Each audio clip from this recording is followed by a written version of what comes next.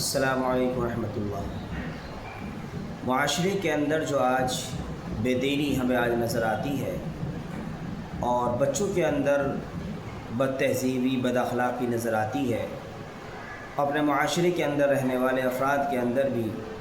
بے دینی نظر آتی ہے، اگر اس کی وجہ تلاش کی جائے تو اس کی سب سے بڑی وجہ، سب سے بڑی کمزوری والدین ہے۔ اس لیے کہ ہم نے اللہ کے نبی علیہ الصلوۃ والسلام کے فرمان کو نظر انداز کیے ہوئے ہیں، آپ کے فرمان کو بھلا رکھا ہے، آپ کی جو ہدایات ہیں ان کو ہم نے نظر انداز کر کر دنیاوی طرز پر اور دنیاوی لوگوں کی روش کو اپنا کر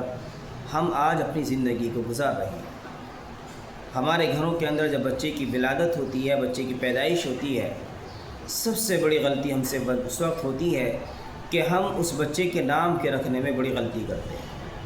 اس کا نام جہاں اسلامی ناموں پر ہونا چاہیے، صحابہ پر ہونا چاہیے، نبیوں پر ہونا چاہیے، نیک صالح مرد اور خواتین کے اوپر ہونا چاہیے، وہی ہم اس بچہ کے نام جو ہے نیٹ پر گوگل پر سرچ کرنے کی کوشش کرتے ہیں۔ اس بچے کا نام جہاں نیک لوگوں کی نسبت کو سامنے رکھتے ہوئے رکھا جانا چاہیے، وہی ہم نام کے معنی تلاش کرنے میں لگ جاتے ہیں اور یہ بھی کوشش نہیں کرتے کہ ہم اس بچے کے نام رکھنے کے سلسلے میں اپنے قریب کے علماء سے مشورہ کر لیں، ان سے معلومات کر لیں، یہ ہم گوارہ نہیں کرتے ہیں۔ دوسری غلطی ہم سے یہ ہوتی ہے کہ وہ والدین کہ جن کی ذمہ داری سب سے پہلی یہ تھی کہ وہ اپنے بچوں کی تربیت کرتے، اور ماں کی خاص طور سے اس کے اندر سب سے بڑی ذمہ داری تھی، ہم اس ذمہ داری کو بھول جاتے ہیں۔ ہمارا بچہ 7 سال، 10 سال، 11 سال، 12 سال کا ہو جاتا ہے، لیکن والدین اپنی ذمہ داری کو یہاں تک بھی نبھانے کی کوشش نہیں کرتے ہیں، جبکہ اللہ کے نبی علیہ الصلوۃ والسلام نے ارشاد فرمایا کہ ماں بچے کا سب سے پہلا مدرسہ ہے، سب سے پہلا مکتب ہے، اور ماں کی ذمہ داری تھی کہ وہ اپنے بچے کو دینی تربیت دیتی، دینی ماحول دیتی، اسلامی کلچر دیتی، اللہ کے دین کو سکھانے کی کوشش کرتی، اللہ کی باتیں بتاتی، اللہ کے نبی کی باتیں بتاتی، لیکن ماں سب سے بڑی لاپرواہی اس بچے کی پرورش کے اندر کرتی۔ اور یہ عمر جو اس بچے کی تھی، اس بچے کو اچھے اخلاق سکھانے کی، اس بچے کو اچھے دین کی باتیں سکھانے کی اور اس بچے کو ماحول میں ڈھالنے کی، وہیں یہ ماں اس چیز کو نظر انداز کر دیتی ہے۔ سب سے پہلا جب یہ بچہ اس ماں کے پیٹ میں ہوتا ہے تو اس ماں کو اللہ کے ذکر میں مصروف ہونا چاہیے تھا، اللہ کے قرآن کی تلاوت میں مصروف ہونا چاہیے تھا، اور اس ماں کو نماز میں مصروف ہونا چاہیے تھا، اور اس بچے کے لیے اللہ سے دعا مانگنی چاہیے تھی، لیکن یہ ماں اس وقت اپنے اوقات کو دوسرے کاموں میں مصروف رہ کر گزار دیتی ہے، موبائل کے اندر خاص طور سے اپنے وقت کو گزارتی ہے، موبائل کو دیکھ کر اپنے وقت کو گزارتی ہے، اور یہیں سے اس بچے کی تربیت بگڑنی شروع ہو جاتی ہے۔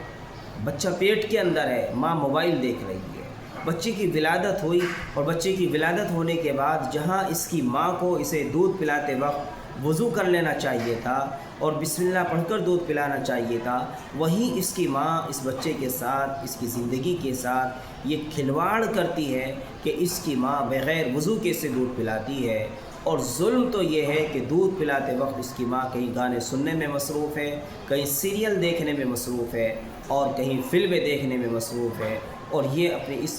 اپنے اس بچے کی پرورش کے اندر اتنی بڑی لاپرواہی کرتی ہے کہ جب اس بچے کے دل اور دماغ میں اللہ کے نام کو بٹھانا چاہیے تھا،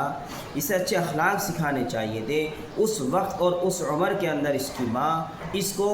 ناچ گانے اور سیریلس سنا کر اس کے دماغ کو بھر دیتی ہے۔ اور آگے چلیے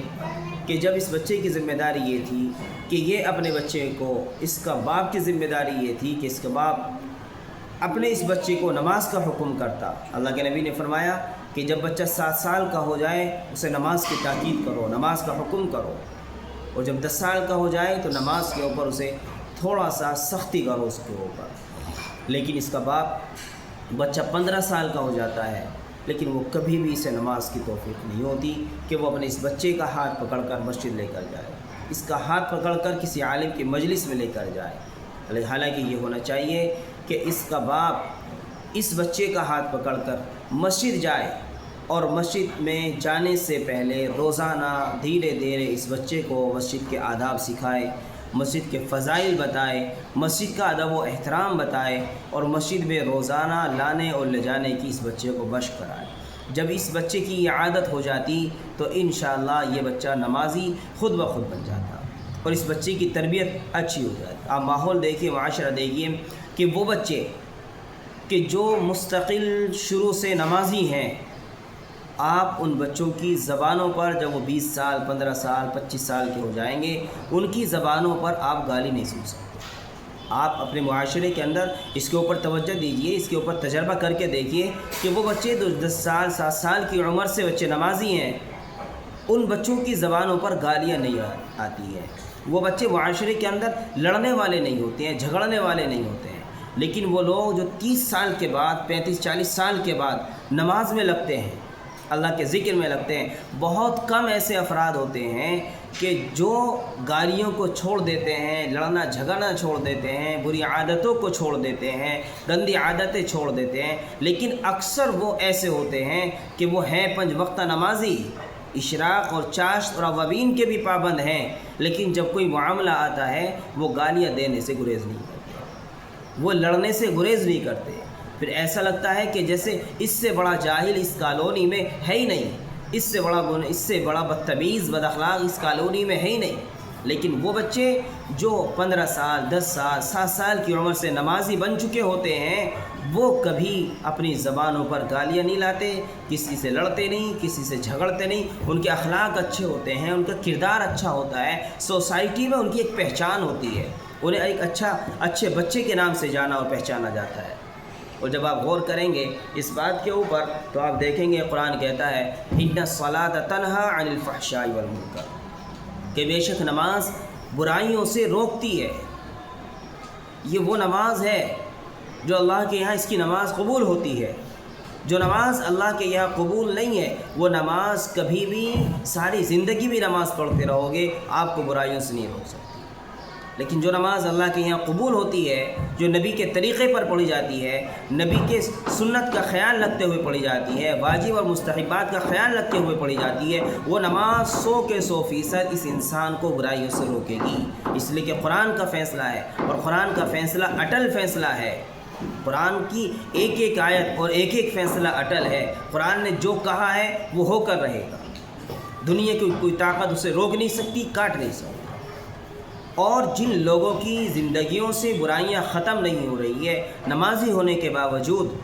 ان کی زبانوں سے گالیاں نہیں چھٹ رہی ہیں، نمازی ہونے کے باوجود لڑائی جھگڑے ان کی زندگی سے نہیں چھٹ رہے ہیں، اور نمازی ہونے کے باوجود گانے سننے اور واہیات پروگرام دیکھنے سے وہ باز نہیں آ رہے ہیں، نمازی ہونے کے باوجود، اس کا مطلب یہ ہے کہ ان کی نماز نماز نہیں ہے، بلکہ ان کی نماز صرف ایک دکھاوا ہے، دکھلاوا ہے، ریا ہے۔